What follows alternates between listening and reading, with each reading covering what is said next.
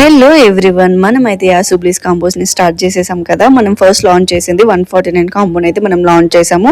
అందరూ అడుగుతున్నారు 149 కాంబోలో ఏమి ఇస్తున్నారు, 149 కి ఏమొస్తుంది. సో మనం 149 కి 10 ఐటమ్స్ అయితే ఇచ్చేస్తున్నాము. ఒకటి బౌ వస్తుంది, ఒకటి గోల్డ్ షేడ్ బ్రేస్లెట్ అయితే వస్తుంది, ఒకటి బీడ్ బ్రేస్లెట్ అయితే వస్తుంది, అండ్ ఇంకోటి లార్జ్ సైజ్ ప్లక్కర్ అయితే వచ్చేస్తుంది మనకి.